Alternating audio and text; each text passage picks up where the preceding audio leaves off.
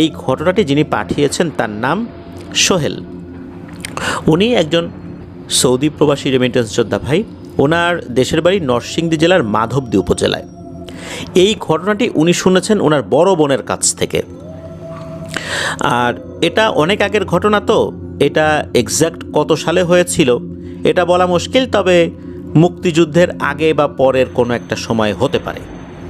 পরে বলতে হয়তোবা সেটা 1975-76 সালের ভিতরে, আগে বলতে 60-61 সাল থেকে শুরু করে নিয়ে 70 সালের মধ্যবর্তী কোনো একটা সময় হতে পারে বলে ধারণা করা হয়।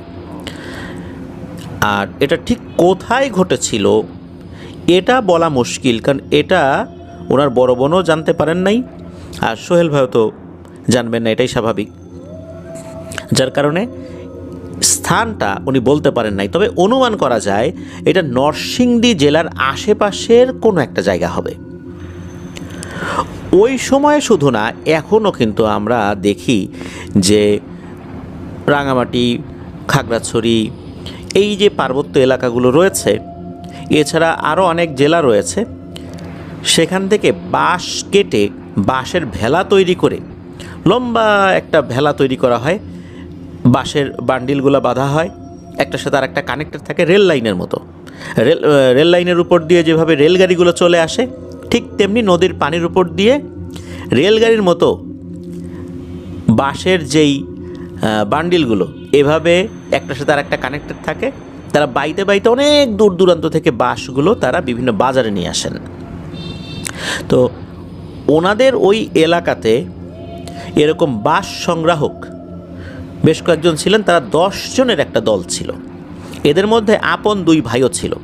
ওনারা দূর দূরান্তে বাঁশ সংগ্রহ করার জন্য যেতেন, আর সেই বাঁশগুলো ওনারা নদী পথে ওইভাবে নিয়ে আসতেন, বাজারে বিক্রি করতেন, যেটা এখনও কিন্তু রয়েছে প্রিয় লিসেনার্স। এখন যদিও বা সড়ক পথ অনেকটা উন্নত হয়েছে, এরপরও কিন্তু নদী পথে সেখান থেকে বাঁশ নিয়ে আসা হয়। বিশেষ করে পার্বত্য এলাকায় যে নদীগুলো রয়েছে সেখান থেকে কিন্তু বাঁশ আনা হয়। আপনারা ইউটিউবে বা গুগলে সার্চ করলেই এই ছবি বা ভিডিওগুলো দেখতে পাবেন। ওনারা ওই সময় ওভাবেই বাঁশগুলো নিয়ে আসতেন, অনেক বাঁশ একসাথে নিয়ে আসতেন আর কি, বাইতে বাইতে নিয়ে আসতেন নদী পথে। দূর দূরান্তে যেতেন, তো ধারণা করা হয় নরসিংদী জেলার আশেপাশে কোনো একটা জায়গায় ওনারা গিয়েছিলেন। এক্স্যাক্ট কোন জেলা এটা বলা যাচ্ছে না আর কি, বা দূরেও যেতে পারেন। ওই এলাকায় একটা বিশাল বাঁশের ঝাড় রয়েছে বা ঝোপ রয়েছে, এটা ওনারা শুনেছিলেন লোক মারফত। আর ওনারা এটাও শুনেছিলেন এটার মালিকানা ওই রকম নাই, মানে কোনো নির্দিষ্ট ব্যক্তির মালিকানায় এটা নাই। ওনারা ওখান থেকে বাঁশ অনায়াসে কেটে নিয়ে আসতে পারেন। আর ওখানকার লোকজনও চান যে এই বাঁশের ঝাড়টা পরিষ্কার হোক, কিন্তু ওইখানে লোকজন আসলে খুব একটা যায় না, বাঁশ ঝাড় থেকে বাঁশ কাটেও না। তো ওনারা চিন্তা করলেন যে ভালোই তো, বিভিন্ন জায়গায় যাই, সেখানে তো বাঁশ ঝাড় থেকে বাঁশের মূল্য পরিশোধ করে আবার বাঁশ নিয়ে আসতে হয়। তো যদি ফ্রি বাঁশ পাওয়া যায় তাহলে তো যা বিক্রি করব সেটাই লাভ। ওনারা 10 জনের ওই দল ওই এলাকায় চলে যান।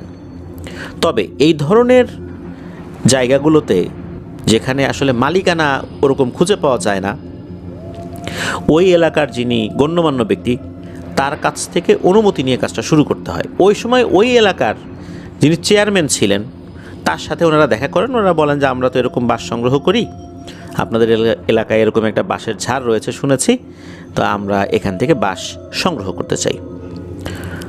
উনি খুব অবাক দৃষ্টিতে এই 10 জনের দিকে তাকালেন এবং বললেন যে আপনারা তো আসছেন, কিন্তু আপনারা কি এই বাঁশঝাড় সম্পর্কে খোঁজ খবর নিয়েছেন?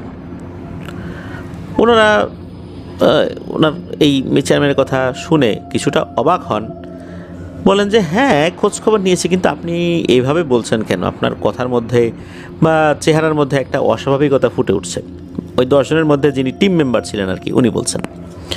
তখন চেয়ারম্যান সাহেব বলছেন যে হ্যাঁ তা তো অবশ্যই, কেননা এই বাঁশঝাড়ে আমরা কেউই বাঁশ কাটতে যাই না। এই এলাকা কেন, আশেপাশের কোনো এলাকার লোকজন এই বাঁশঝাড়ে বাঁশ কাটতে যায় না, যার কারণে এখানে অনেক বাঁশ হয়ে গেছে। কিন্তু আপনাদের কি মনে হলো না যে আমরা কেন এখানে যাই না? কেন কেউ এখান থেকে বাঁশ কেটে আনে না? প্রয়োজনে বাঁশ কিনে আনে, কিন্তু এখান থেকে কেউ বাঁশ কাটে না।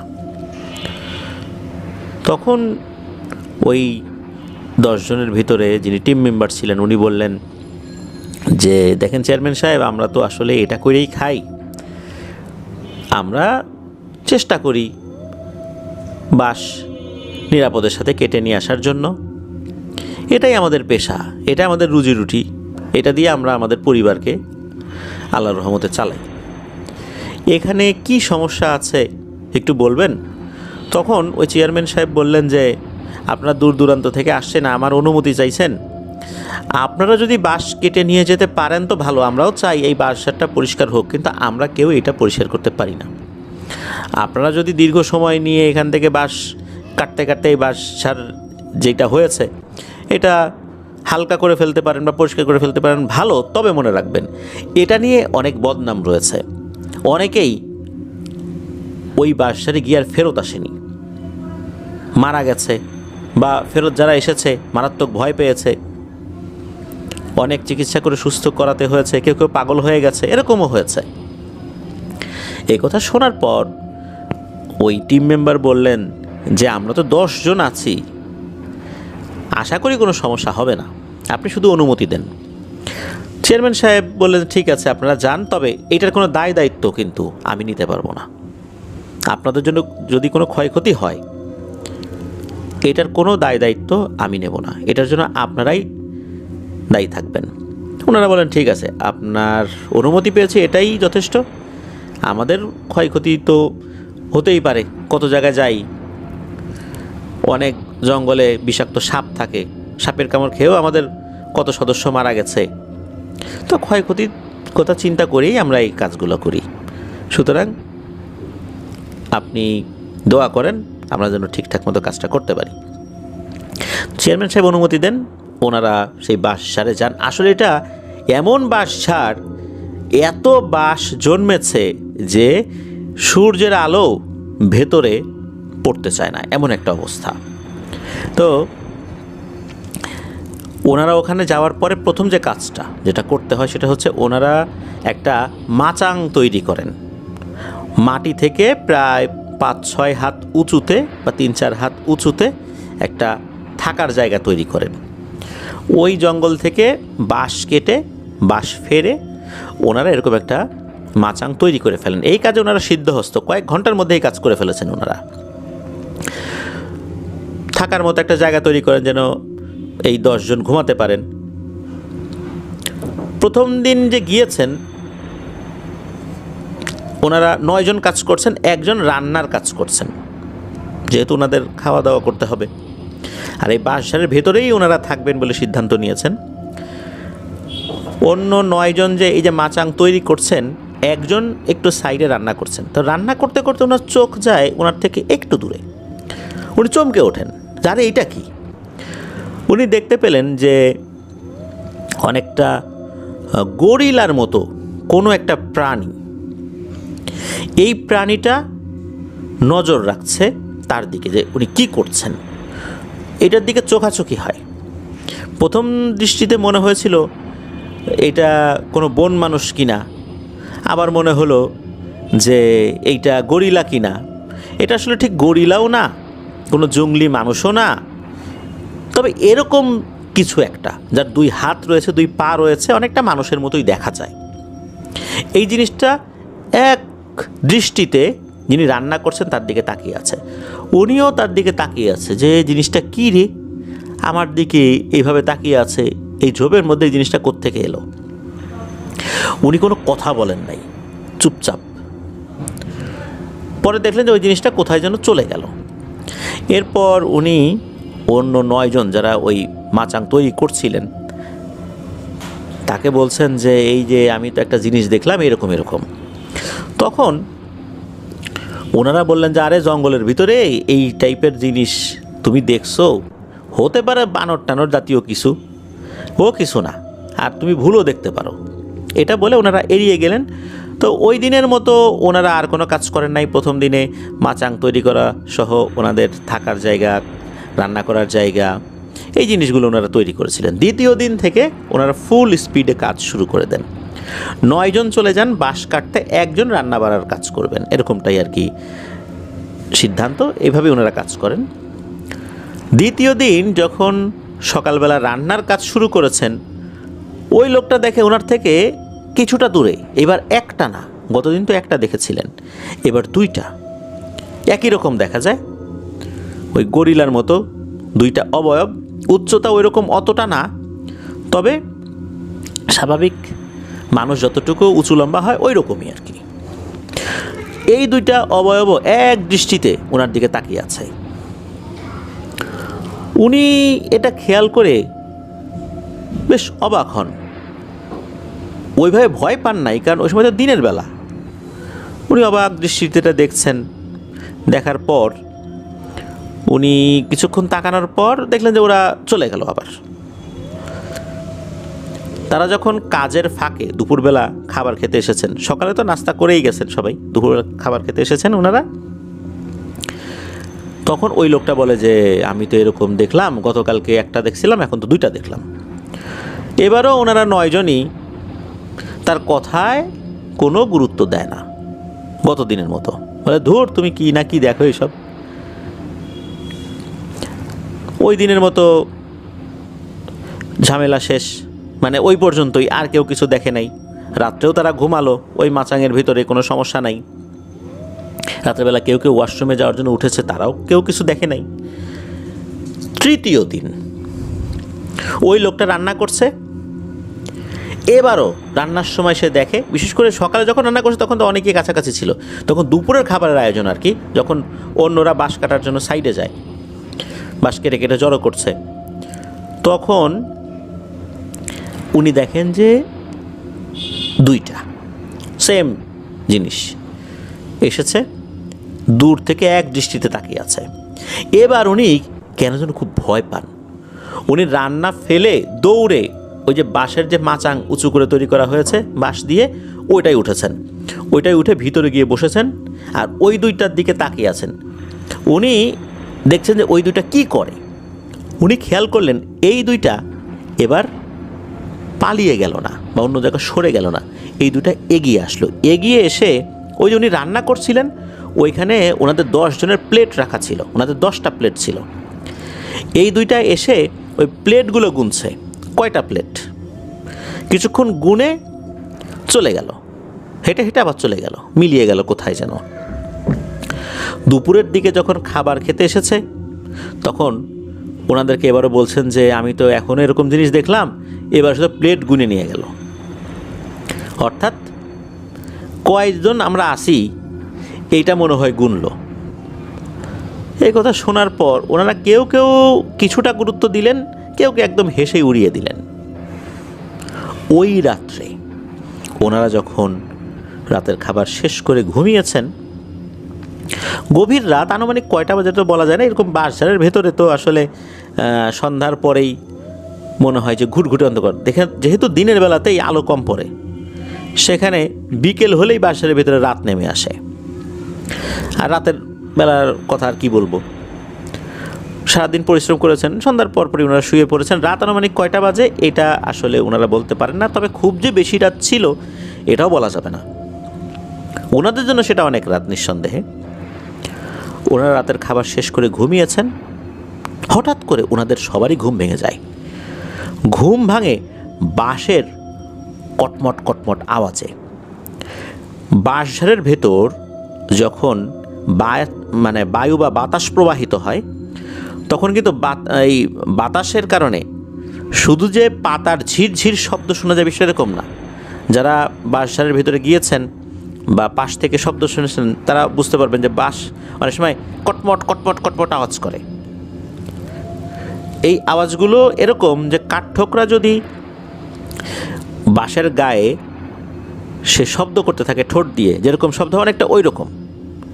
তো এরকম শব্দ অনেক হচ্ছে, মনে হচ্ছে বাঁশ ঝাড় ভেঙে চলে যাচ্ছে। ওনারা 10 জনই উঠে যান এবং দেখার চেষ্টা করে আসলে হচ্ছেটা কি।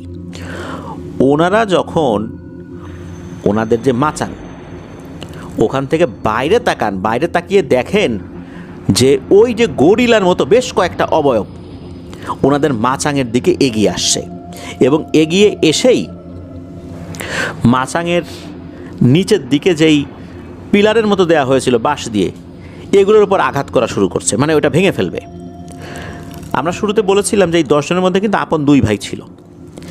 এই 2 ভাই কি করেছেন, ভয়ে ওইখান থেকে লাফ দিয়ে 2 জন একসাথে একদিকে দৌড়ানো শুরু করেছেন। তো ওনারা যখন দৌড়াচ্ছেন তখনই বুঝতে পারলেন যে এই অবয়বগুলো ওই মাচাঙের খুঁটি ভেঙে ফেলেছে, মাচাংটা ধপাস করে পড়েছে। ওই 8 জনই ওই মাচাং শুদ্ধ মাচাং ভেঙে নিচে পড়েছেন। এরপর তো ওনারা কি হয়েছে দেখেন নাই, ওনারা তো দৌড়াচ্ছেন 2 জনই, তো এই 2 জন একসাথেই দৌড়াচ্ছেন, কিন্তু কোন দিকে যে দৌড়াচ্ছেন এটা বুঝতে পারছেন না। একটা জায়গায় এসে মনে হলো এখানে একটা গাছ আছে, আর তখনও মনে হচ্ছিল পেছনে ওনাদের 2 জনকে কেউ ধাওয়া করছে। ওনারা দ্রুত একই গাছে উঠে পড়েন। গাছে ওঠার পর ওনারা দেখেন যে একটা অবয়ব নিচে এসে ঘোরাঘুরি করছে, ওই সেম অবয়বটা। তবে মনে হচ্ছে যে এই অবয়বটা বুঝতে পারেনি এই গাছে 2 জন আছে। ওনারা তো চুপ করে দেখছে। ওনারা যেখানে চলে এসেছে সেখানে কিন্তু অতটা ঝোপঝাড় ছিল না, বেশ অনেকটা বাইরে বের হয়ে এসেছে আর কি। তবে চাঁদের আলো মোটামুটি পড়েছে, দেখা যাচ্ছে ওই অবয়বটা নিচ দিয়ে ঘুরছে। কিছুক্ষণ ঘোরাঘুরি করে আবার সেই দিকটাতে চলে গেল যেই দিক থেকে ওনারা দৌড়ে এসেছেন। যখন নিশ্চিত হলেন যে অবয়বটা এখন নাই, তখন ওনারা আস্তে আস্তে নামলেন, নেমে বললেন যে এখন তো আমাদেরকে আবার এই বাসার ভিতরে যেতে হবে, আমাদের সাথী আর যে 8 জন আছে তাদের কি অবস্থা এটা দেখার জন্য। ওনারা মোটামুটি আন্দাজ করে করে ওই রাতেই আগানো শুরু করলেন ওই দিকটাতে। একটা পর্যায়ে ওখানে পৌঁছেও যান। পৌঁছে গিয়ে যে দৃশ্য দেখতে পান তা ওনাদের আত্মা রীতিমতো উড়িয়ে দিয়েছিল, এমন একটা অবস্থা। ওনারা দেখতে পান বাঁশের মাচাংটা তছনছ হয়ে পড়ে আছে, আর ওখানে 8 জনের 8টা মাথা ছড়িয়ে ছিটিয়ে আছে, কোনো বডি নেই। এই দৃশ্য দেখার সাথে সাথে ওনাদের কাছে মনে হয় যে অনেকগুলো অবয়ব মনে হচ্ছে তাদের আশেপাশেই আছে, এখনই তাদের উপর ঝাঁপিয়ে পড়বে, এই 2 জনের উপর, 2 ভাইয়ের উপরে। ওনারা দৌড়ানো শুরু করেছেন একদিকে। ওনারা যেহেতু ওই এলাকায় ছিলেন, ধারণা ছিল যে এই বাঁশঝাড় থেকে বের হতে কতটা সময় লাগতে পারে, আবার অন্ধকার। তারপরও ওনারা 2 জন একসাথে দৌড়াচ্ছেন, 2 জন আলাদা হন নাই। দৌড়াতে দৌড়াতে একটা সময় ওনারা ওই বাঁশঝাড় থেকে বের হয়ে একটা রাস্তায় উঠতে সক্ষম হন। অনেক দূরে ঘরবাড়ি আছে, এটা চাঁদের আলোতে বোঝা যাচ্ছে। ওনারা ওই দিকটাতে দৌড়ানো শুরু করেন। তখন ওখানকার লোকদেরকে ডেকে তোলেন, বলেন যে আমরা সেই চেয়ারম্যান সাহেবের কাছে যাব, এখন রাতের বেলা পথ চিনতেছি না কোন দিকে যাব। তখন ওখানকার একজন লোক আবার চেয়ারম্যান সাহেবের কাছে নিয়ে যান। ওই রাত্রে চেয়ারম্যান সাহেবকে ডেকে তোলা হয়। চেয়ারম্যান সাহেবকে পুরো ঘটনা খুলে বলেন যে এই ঘটনা আমাদের তো একজন এরকম দেখছিল, আমাদেরকে বলছিল, আমরা তো বিশ্বাস করি নাই। তারপর তো এই রাত্রে এই ঘটনা, আমরা এরকম আমাদের 8 জন সাথী ভাইয়ের মাথা দেখে আসছে ওই জঙ্গলের ভিতরে। তখন ওই চেয়ারম্যান সাহেব বললেন যে তোমাদেরকে তো আমি আগেই সতর্ক করছিলাম এই জায়গাটা ভালো না, তারপরও তোমরা গেছো। আমি তো আগেই বলছিলাম যে কোনো ক্ষয়ক্ষতি হইলে আমাকে কোনো দায় দিতে পারবা না। দেখলা তো, আর একসাথে এত লোকের মৃত্যু এটা আমরাও আশা করি নাই। এরপর সকালবেলা গিয়ে ওই 8 জনের 8টা মাথা উদ্ধার করা হয়। ওই অবয়বগুলো আসলে কে ছিল, তারা আসলে কোন ধরনের এন্টিটি ছিল এটা কেউ জানে না। সবাই ধারণা করে এখানে এমন কোনো ভয়ঙ্কর একটা জিনের গোষ্ঠী রয়েছে যারা এই বাসার বা আশেপাশে যে ঝোপ জঙ্গল রয়েছে সেখানে মানুষের উপস্থিতি একদম সহ্য করতে পারে না। ওরা দিনের আলোতে এসে ওদের উপস্থিতি জানান দিয়ে গেছে। এবার প্লেট গুনে গেছে যে ওরা কয়জন। আল্লাহর রহমতে মাত্র 2 জন ব্যক্তি এখানে জীবিত থাকতে পেরেছিলেন, যার মাধ্যম এই 2 জনের মাধ্যম দিয়েই এই পুরো ঘটনাটা সামনে চলে আসে। এটি ছিল ঘটনা। প্রিয় লিসেনার্স, আপনারা একবার ভাবুন কতটা গা শিউরে ওঠার মতো অবস্থা। দিনের বেলাতে এরা এসেছে, প্লেট গুনে গেছে, অনুমান করেছে কয়জন হতে পারে, কয়জনকে খাওয়া যেতে পারে, আরও কয়জনকে নিয়ে আসবে, সেটাই কিন্তু হয়েছে। এরা কিন্তু অদৃশ্যভাবে আসেনি, দিনের আলোতেও সশরীরে এসেছে, আবার রাতের বেলাতেও এরা একসাথে এসে আক্রমণ করেছে আর 8 জনকেই মেরে ফেলেছে। কতটা নৃশংসভাবে এই 8 জনকে হত্যা করা হয়েছে। বডি থেকে মাথা আলাদা করে ফেলেছে আর বডিটা নিয়ে গেছে। ওই বডির অস্তিত্ব আর কখনো কোথাও পাওয়া যায়নি। এই বডির ছিন্ন ভিন্ন অংশ যে পাওয়া যাবে, হাড়গোড় পাওয়া যাবে, এটাও পাওয়া যায়নি। এটাই ছিল ঘটনা। প্রিয় লিসেনার্স, চলুন চলে যাব আমাদের এবারের শনি রাতের ৩৯তম আয়োজনের দ্বিতীয় এবং শেষ ঘটনায়।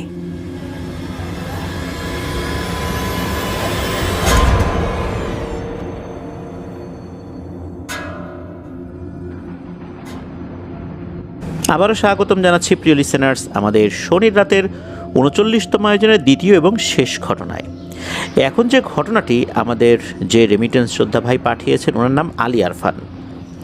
উনি বর্তমানে সৌদি আরবে রয়েছেন। ওনার বাড়ি মানিকগঞ্জ জেলার সাটুরিয়া উপজেলার হরগজ পূর্বনগর গ্রামে। ওনার বাবার নাম চান মিয়া। সবাই তাকে চান মিয়া পাগলা বলে চিনতেন।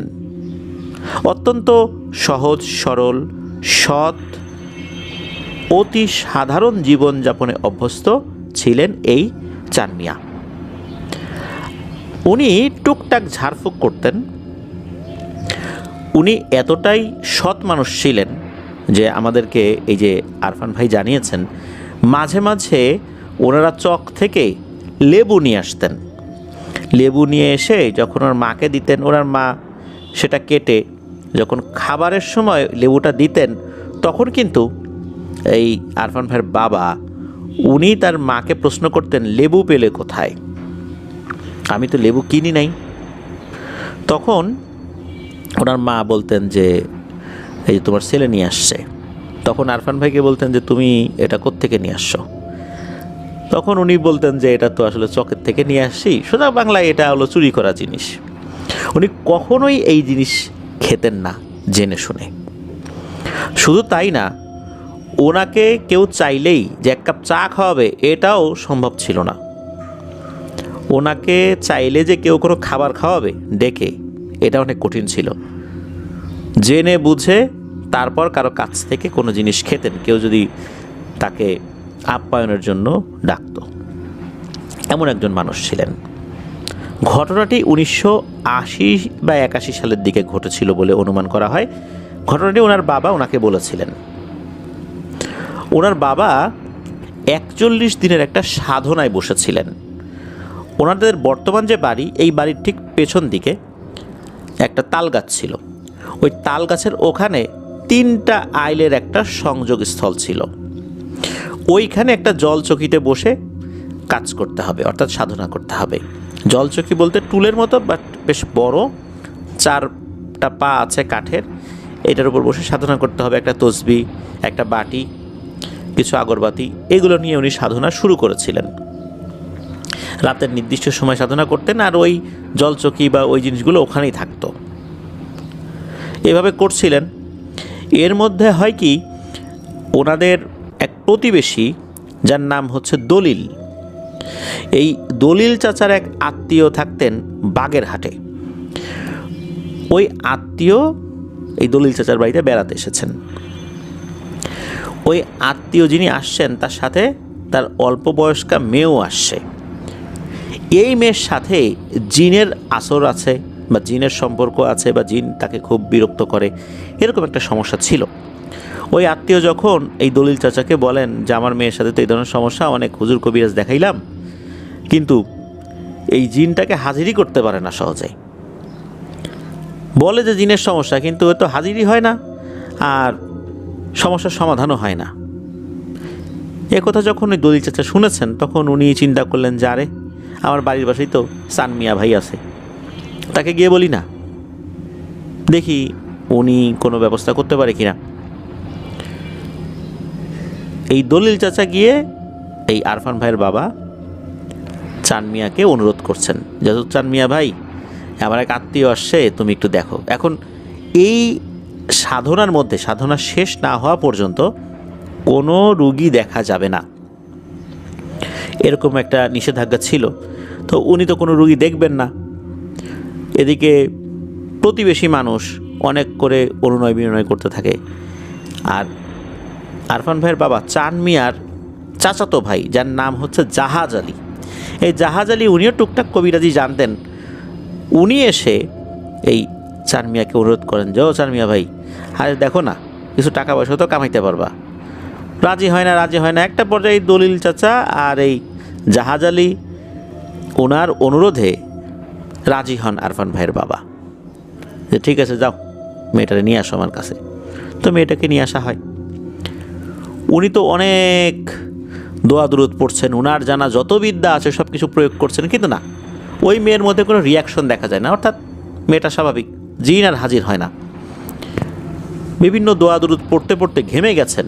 আর এই যে জাহাজ আলী যিনি, উনিও টুকটাক ঝাড়ফুঁক জানতেন, উনিও দোয়া দুরুদ পড়া শুরু করছেন, কিন্তু না, কোনোভাবেই জিন হাজির হচ্ছে না। একটা পর্যায়ে এই চান মিয়া সাহেব উনি তো প্রচণ্ড রকমের বিরক্ত হন যে কোনোভাবেই হাজির করতে পারতেছি না। তখন এই জাহাজ আলীকে বললেন, এই জাহাজ আলী, যা তো আমার জল চোখের উপরে আমার যে তসবিটা আছে না, আর একটা বাটি আছে, বাটির মধ্যে পানি আছে, এই পানি সহ বাটি আর তসবিটা নিয়ে আয় আমার কাছে। তো জাহাজ আলী উনি গিয়ে ওইটা নিয়ে আসছেন। নিয়ে আসার পর শুধু তসবিটা ওই পানির মধ্যে ভিজিয়েছেন, ভিজিয়ে ওই তসবিটা একটা ঝাড়া দিয়েছেন যেন তসবির সাথে লেগে থাকা পানি ওই মেয়েটার শরীরে ছিটকে যায়। যখনই এটা হয়েছে সাথে সাথে ওই মেয়ের ভিতরে ওই জিনটা চলে আসছে, এসেই বলতেছে যে চান মিয়া, তুই খুব ভালো মানুষ, তোর মুখের দিকে তাকায় আমি কিন্তু চলে যাচ্ছি, আমাকে কিন্তু কেউ সহজে হাজির করতে পারে নাই, তুই পারলি, নিঃসন্দেহে তুই ভালো মানুষ, না হলে পারতি না, তোর মুখের দিকে তাকা, আমি এখনকার মধ্যে চলে যাচ্ছি, তবে এই মেয়ের কাছ থেকে আমি পুরোপুরি যাব না, তবে ও আগের মতো স্বাভাবিক জীবনযাপন অনেকটাই করতে পারবে, এতটুকু কথা দিয়ে যাচ্ছি, তবে পুরোপুরিও ভালো হতে পারবে না, এটা সম্ভব হবে না, এই বলেই নাকি চলে যায়। এরপর যেটা হয় সেটা হচ্ছে যে এই উনি যে সাধনাটা করছিলেন, পুরোপুরি সাধনাটা শেষ করতে পারেন নাই, কোনো একটা কারণে, পারিবারিক কারণে হোক বা যে কোনো কারণেই হোক, উনি ওই সাধনাটা কমপ্লিট করতে পারেন নাই।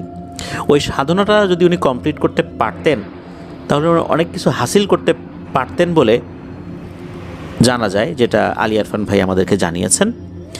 এরপর ওই যেই আত্মীয় বাগেরহাট থেকে এসেছিলেন আর কি এই দলিল চাচার বাড়িতে, ওই সময় তো চিঠির যুগ ছিল, উনি অনেক চিঠি পাঠিয়েছেন।